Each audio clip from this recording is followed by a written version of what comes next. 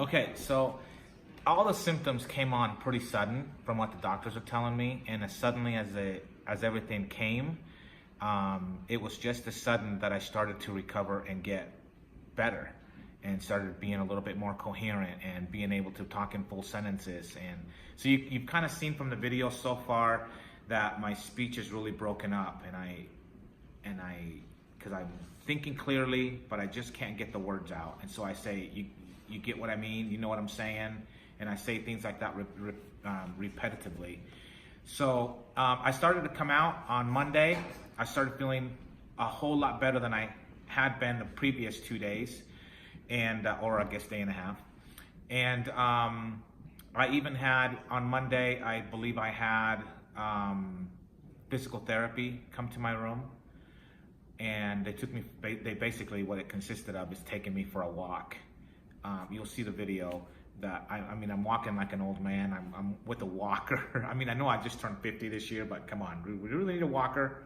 But they gave me a walker, and I'm kind of hunched over and just kind of walking very, very slowly, very gingerly. I do not remember physical therapy coming on Monday morning to take me for a walk. I do remember that they came in on Monday afternoon and Tuesday morning to take me for a walk, but I do not recall. I don't have any recollection of that first walk that they took me on, because even though I had come to and was able to talk a little bit better, I still just was not all there in my mind. And so that's a little bit of that, but you'll be able to see from the next videos that, you know, I'm able to laugh, and I'm having a good time talking to family and friends and things like that. And so those things are good. Monday, later in the afternoon, when things started to kind of unfog in my mind, I realized that, well, let me put it to you this way. Right in front of my bed, against the far wall, there's a great big blue board, and it has the doctor's name, the nurse's name, and what tests they're waiting for, and all those type of things, right? Well, at the very top, it's got my name on it, and it says oncology ward. Okay, so I'm finally able to kind of try to put some things together, and I'm thinking, holy crap, I'm in the cancer ward of the hospital. Like, what is going on? And by this time, my family and the doctors were outside. I could see them talking outside of the room, and I was getting pretty ticked off, because I'm thinking, wait a minute, why are you talking to them? Why don't you come in here and talk to me? I mean, you're talking about me, right? This is just my paranoia, right? Because that's not what happened at all. And they were just out there, I think, just talking. But in my mind, I'm like, I have cancer, and you're having a conversation without me? Like, I need to be a part of this. Like, get in here. And so I was pretty ticked off. So one of the videos, you'll see that my wife is trying to ask me all these questions, like, where do we live, and this and that. And she's doing her best to calm me down, but I am Hispanic, right? So just like my daddy, put panic in Hispanic. So I was pretty ticked off. And, but, you know, it all worked itself out, and I found out I didn't have cancer, that I was just in the ICU was overflowing, and they didn't have any beds in the ICU, so they just moved me up a level and put me in the oncology ward. No big deal, right? But man, at the time, I thought I was pretty ticked off. One of the things that's interesting is they kept asking me where I lived, and I would say the wrong city. They asked me what hospital I was in, I would say the wrong hospital. And then it wasn't until like that Monday when the fogginess of my mind started to lift, that I could start to kind of piece things together and figure out kind of where I was at and things like that. But I may get it right one time and get it wrong later on. If they asked me the same question, I would get it wrong. One of the things that I did is right outside my window, there's the Provo Temple. It's a religious temple for my faith. And I could see it perfectly from my window. So I remember thinking, oh my heck, I know where I'm at, right? And the doctor came in and asked me, so what city, what hospital are you in? And I'm like, Utah Valley Regional Medical Center, right? Because I can see the temple. It's just like down the street, or I should say up the street by the mountain. So anyway, everything started coming together. Although it seemed like slowly, but I just started feeling better. So that was on a Monday. Tuesday, the doctors came in and asked me if I wanted to go home. I said, you know what? My ego tells me to go home, but the reality is I probably need one more day. And so I stayed one more day. I went home on a Wednesday. Wednesday, probably around midday or so. Anyway, so that's a little bit of what happened. It's probably not, enough detail in there, but I'm having the hardest time because I don't remember a lot of things that happened. I don't remember my ambulance ride from one hospital to the other hospital. And I felt like I got ripped off because I've always wanted to ride in an ambulance, and I don't have any recollection of doing that. Some of the things that my wife and my daughters say that I said or did, I don't have any recollection of. I don't remember any of those things. So, but hopefully that gives you a little bit of a detail, a little bit of a taste of what I went through. Even though it was only a short period of time, it was just a mere 5 days. But hopefully that gives you a little bit of an idea. And if I repeated myself a lot, well, it's because I'm still recovering and my brain still hurts. So anyway, enjoy the video. And I'll come back in a few minutes and talk to you guys a little bit more.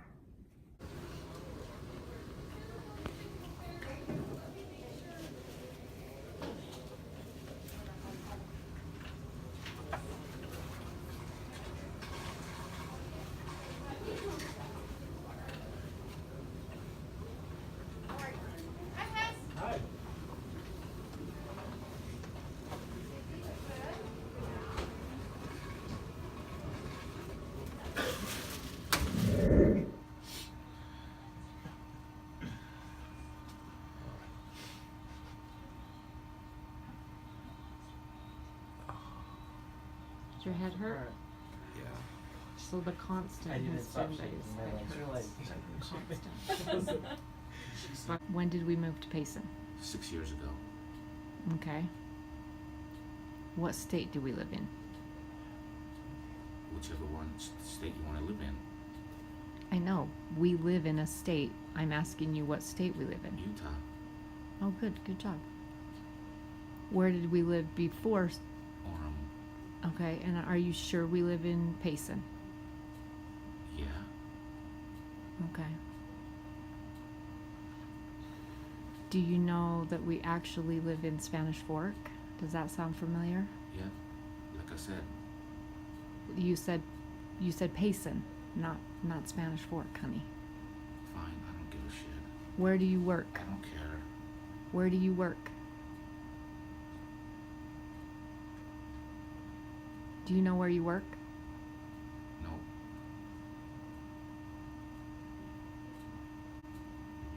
Do you know why you're here? Yeah. Why? Because something's wrong with my head. Mm-hmm.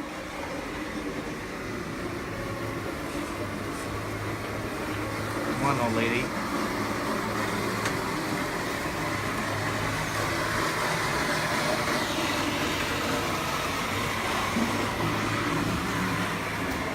Your phone just died. No.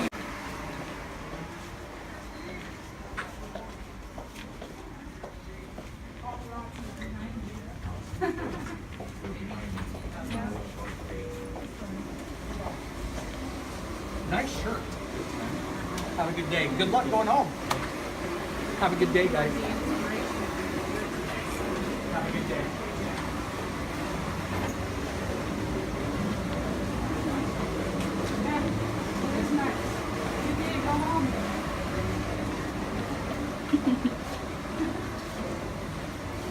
Like the rain last night. Either way, it doesn't matter. Where did you guys park at? Did mine die? What? Did it die? No. So do you know how it is? It's like right next to it. You want to just pull it out there? Yeah. Walk it in. Okay, yep, let's go.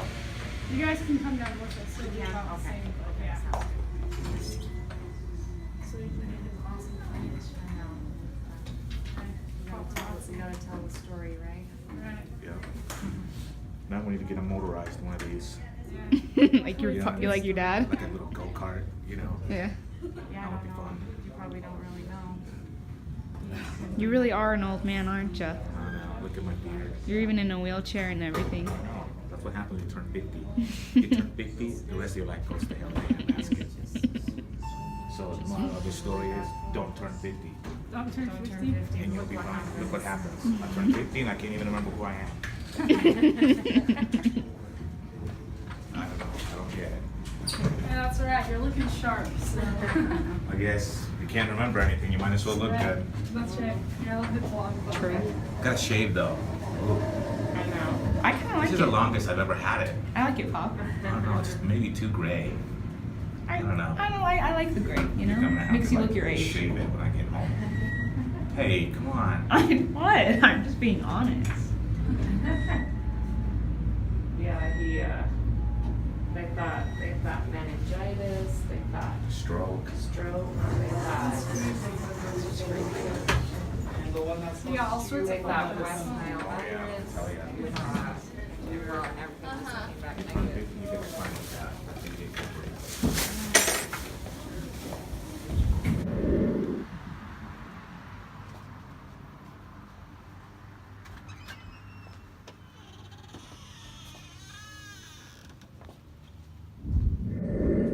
All right, so hey, hopefully you guys have enjoyed the video, seen a little bit about what I went through. This last segment is just going to be me going home. It was much anticipated. I couldn't wait to get out of the hospital. It's been so nice being home, even though I've still had to deal with some memory issue things, and you know, the constant headaches, which I'm having right now, and the constant back pain, which I have right now. But other than that, it's been really nice to be home. I've gone to my follow-up appointment. I have a few things pending, a few tests pending, like an MRI this Friday. But overall, I'm just supposed to take it easy, make sure I don't have a relapse, and just take it easy. It's been kind of nice to just to be able to relax.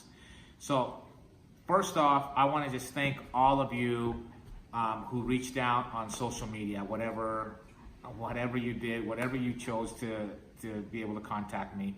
I so appreciated all your messages, all of your prayers. I know those are the things that got me through what I felt was a very difficult time in my life. So just thank you all for reaching out. It means a great deal to me. So many of you have asked what you can do to help, and it's very, very sweet of you to ask.